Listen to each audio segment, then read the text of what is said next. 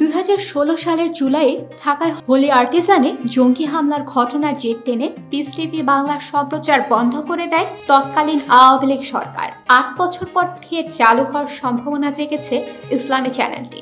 ভারতের খ্যাতিনামা ইসলামী scholar doctor Zakir Naik এ বিষয়ে বলেছেন, বাংলাদেশের শিগগিরই পিস টিভি বাংলার সম্প্রচার চালু হবে।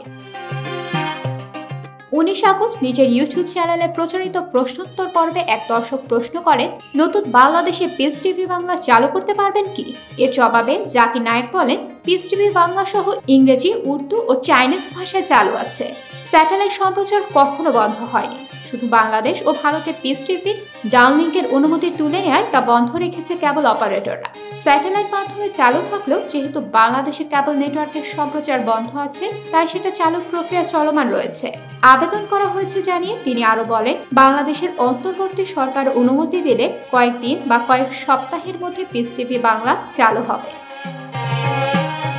উল্লেখ্য, পিস টিভির বক্তা জাকির নায়েক দ্বারা উদ্বুদ্ধ হয়েছিল ঢাকায় হলি আর্টিজানে হামলাকারীদের একজন।